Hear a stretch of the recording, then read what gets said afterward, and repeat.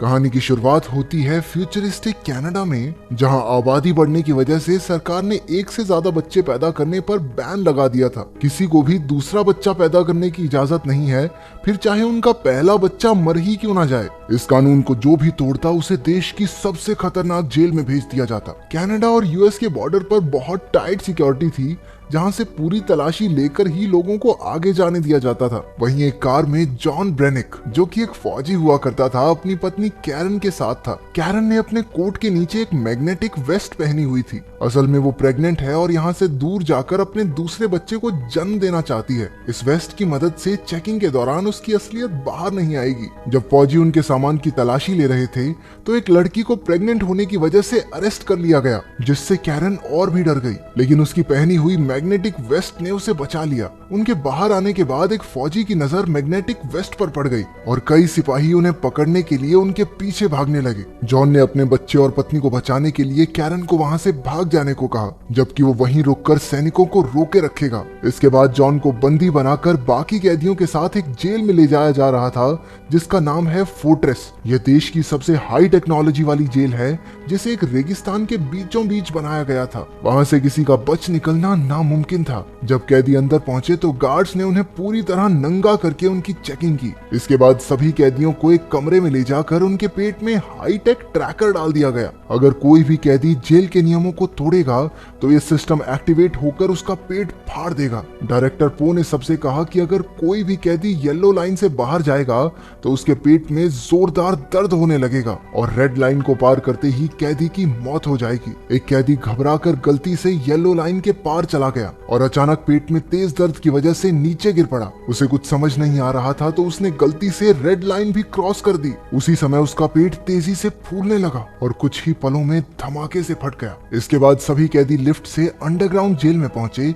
जो धरती के 30 फ्लोर नीचे जाकर थी। जॉन को नीनो नाम के कैदी के साथ Z10 नाम का रोबोट एक सेल मिलाया। कैदियों को बाहर जाने से रोकने के लिए सभी सेल्स के बाहर लेजर बीम्स लगाई गई थी। जॉन वहां डी-डे और अब्राहम से मिला। रात को सोने से पहले अब्राहम ने जॉन को चेतावनी दी कि गलती से भी कोई सपना ना देखे। सबके सोने के बाद जेड वहां चेकिंग पर आया। वो जॉन का दिमाग स्कैन करके उसके सपने तक पहुंच गया। जॉन सपने में अपनी पत्नी कैरन को देख रहा था। अपने मॉनिटरिंग रूम से पो ने भी जॉन का सपना देखा और उसकी नजर कैरन पर टिक गई। क्योंकि वहां किसी को सपना देखने तक की इजाजत नहीं थी, इसलिए पो ने जॉन का सिक्योरिटी डिवाइस एक्टिवेट कर दिया और पेट में जोरदार दर्द की वजह से वो नींद से उठ खड़ा हुआ। अगले दिन मजदूरी करते वक्त मैडॉक्स नाम के आदमी हूँ आदमी से प्यार करता हूँ टाइप के कैदी ने नीनो का गलत फायदा उठाना चाहा। जॉन तुरंत उसे बचाने पहुंचा, लेकिन जेड ने तीनों के पेट में डिवाइस एक्टिवेट करके लड़ाई रोक दी। इसके बाद तीनों को एक छोटे से लेजर सेल में रखकर पूछा गया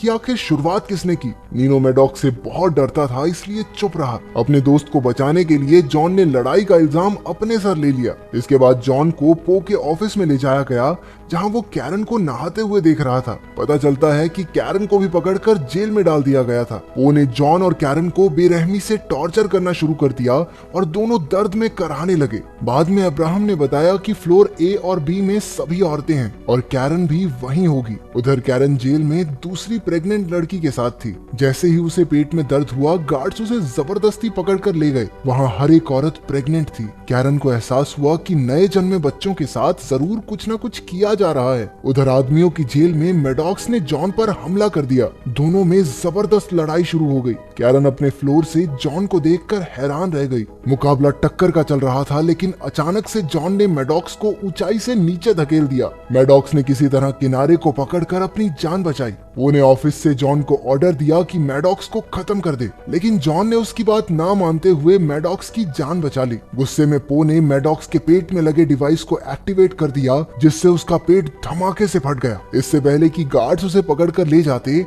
जॉन ने बड़ी चालाकी से मैडॉक्स का सिक्योरिटी डिवाइस नीनो को दे दिया। इसके बाद कैरन को एक कमरे में लाया गया, जहां जॉन एक बहुत बड़ी गोल मशीन पर बंधा हुआ था। इस कमरे का नाम है माइंड वाइप चेंबर। वो ने कैरन को जॉन को समझाने के लिए भेजा था, लेकिन कुछ ही देर बाद गार्ड्स उसे खींचकर बाहर ले गए। अब मशीन जोर जोर से घूमने लगी, जिससे जॉन के दिमाग में गड़बड़ी शुरू हो गई। ये पो का ऑर्डर न मानने की सजा थी। जॉन के दिमाग में उसकी ट्रेनिंग के दिनों और शादी की पुरानी यादें घूमने लगी। 3 दिन बाद पो ने कैरन को अपने ऑफिस में बुलाया। वो समझ नहीं पा रहा था कि आखिर जॉन 3 दिन से उस मशीन पर कैसे टिका हुआ है, जबकि ज्यादातर लोग तो 1 घंटे में ही मर जाते हैं। पो ने कैरन से कहा कि अगर वो जॉन को तलाक देकर उसकी हो जाए तो वो जॉन और उसके होने वाले बच्चे दोनों को रिहा कर देगा। अपने पति और होने वाले बच्चे के बारे में सोचकर वो ना चाहते हुए भी राजी हो गई। जब जॉन अपने सेल में पहुंचा तो वो एक जिंदा लाश बन चुका था। वो किसी से कोई बात नहीं करता था, यूं ही गुमसुम सा पड़ा रहता,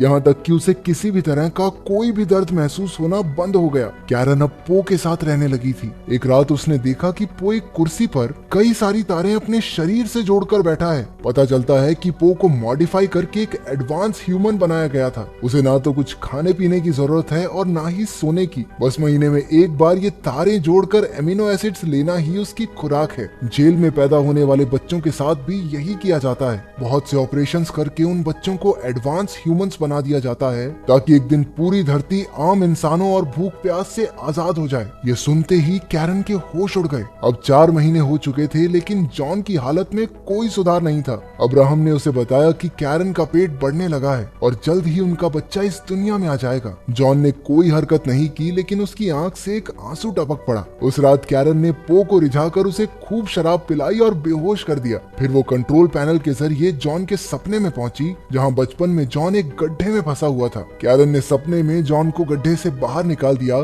जिससे असलियत में जॉन को होश आ गया। उसके साथ ही उसे ठीक देखकर बेहद खुश हुए। जॉन ने कैरन के साथ जेल से भागने के लिए अब्राहम की मदद मांगी। अब्राहम जॉन के लिए जोखिम उठाने को तैयार हो गया। जॉन के ठीक होने की खबर सुनकर कैरन बहुत खुश हुई। बाद में नीनो ने जॉन को वो सिक्योरिटी डिवाइस दिया जो उन्होंने मैडॉक्स के शरीर से लिया था। असल में उनका दोस्त डी-डे जेल में आने से पहले कंप्यूटर्स में माहिर था। उसने उस डिवाइस की अच्छे तरीके से जांच करने का फैसला किया। इसके बाद कैरन ने पो के केबिन से एक हीरे जैसी दिखने वाली चीज चुरा ली। वो पकड़ी जाने ही वाली थी कि उसने उस चीज को अपने मुंह में छुपा लिया। अगले दिन उसने वो हीरे जैसी चीज अब्राहम को देकर जॉन तक पहुंचाने को कहा। असल में ये हीरे जैसी दिखने वाली चीज पूरी जेल का एक डिटेल्ड नक्शा था। उन्होंने हिसाब लगाया कि कंस्ट्रक्शन साइट से होते हुए जेल से बाहर निकला जा सकता है। अगली सुबह अब्राहम ने उस नक्शे को वापस पो के कमरे में रख दिया ताकि किसी को कानो कान खबर ना हो। उधर डी-डे ने पता लगा लिया कि वो सिक्योरिटी डिवाइस कैसे काम करता है। उस डिवाइस के अंदर एक बहुत ही ताकतवर चुंबक लगी हुई थी। उन्होंने इसका इस्तेमाल करके अपने शरीर में लगे डिवाइसेस को भी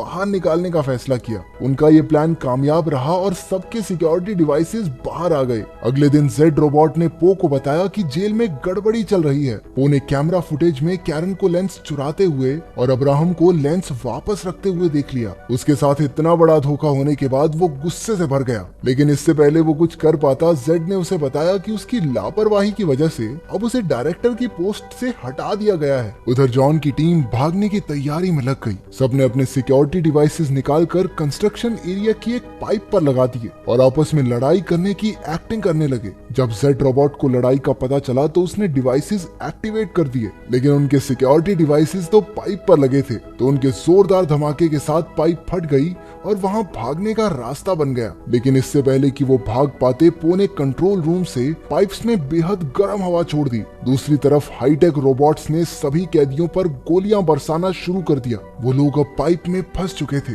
स्टिग्स नाम का एक कैदी घबराकर वापस जेल में जाने लगा, लेकिन उन रोबोट्स ने उसे गोलियों से छल्ली कर दिया। दूसरी तरफ अब्राहम जेल में कैरन को लेने पहुंचा, लेकिन उसी वक्त पो वहां आ गया। उसने अब्राहम को मार डाला और गार्ड्स कैरन को खींच कर ले गए ताकि उसके बच्चे को भी एडवांस ह्यूमन बनाया जा सके। उधर जॉन की टीम एक रोबोट को मार गिराने में कामयाब हो गई। तब उन्हें पता चला कि ये कोई रोबोट नहीं बल्कि एडवांस ह्यूमंस ही हैं। जॉन ने उसकी बंदूक उठाई और बाकी सबका सामना करते हुए वापस जेल तक पहुंचा। आखिरकार सब एक लिफ्ट में चढ़कर ऊपर जाने लगे। उन्होंने पो के कैबिन में जाकर कैरन को ढूंढा। तभी जॉन की नजर स्क्रीन पर पड़ी जहां डॉक्टर्स उसके और कैरन के बच्चे को जबरदस्ती बाहर निकाल रहे थे। जॉन ने पो को धमकाते हुए कहा कि ऑपरेशन बंद करवाए, लेकिन पो अब डायरेक्टर ही नहीं था, इसलिए उसकी कोई नहीं सुनेगा। तभी एक रोबोट ने उन्हें पहचान कर उन पर हमला बोल दिया, लेकिन सभी कैदी ऐन मौके पर हट गए और गोली सीधी पो को लगी। उसके मरने के बाद डी-डे ने कंट्रोल पैनल से डॉक्टर्स को रोकने की कोशिश की, लेकिन ऐसा करने से पहले ही एक सिपाही ने उसे गोली मार दी। जॉन ने अपने दोस्त की मौत का बदला लिया और डी-डे ने अपनी बची खुची ताकत से पूरी जेल की बिजली का सिस्टम ही बंद कर दिया। डॉक्टर्स रुक गए और सिक्योरिटी सिस्टम भी बंद हो गया, जिसका फायदा उठाकर सारे कैदी जेल से भाग गए। अब सिर्फ जॉन और नीनो वहां बचे थे। वो कैरन को बचाने पहुंचे और डॉक्टर से छुड़वाकर उसे जेल के ट्रक में भगा ले गए। वो तीनों मेक्सिको का बॉर्डर क्रॉस करके ही रुके। अब कैरन बच्चे को जन्म देने ही वाली थी, लेकिन जेल का ट्रक अचानक अपने आप चलने लगा। पता चलता है कि ट्रक को अब भी जेल से कंट्रोल किया जा रहा था। उसने नीनो को कुचलकर मार डाला। जॉन उसका सामना करने बाहर गया, जबकि कैरन झोपड़ी में तड़प रही थी। जॉन ने ट्रक को धमाके से उड़ा दिया, लेकिन बदकिस्मती से वो ट्रक झोपड़ी से जा टकराया और कैरन भी मलबे के नीचे फंस गई। जॉन घबराकर अपनी पत्नी को ढूंढने लगा, लेकिन वो सही मौके पर वहां से निकल गई थी। वो बिल्कुल सुरक्षित थी और उसके हाथ में एक प्यारा सा बच्चा था। आखिरकार जॉन और कैरन अपने बच्चे को बचाने में कामयाब हो ही गए। तो तुम अपने माँ बाप से कितना प्यार करते हो, कमेंट्स में एक लाइन तो बनती है।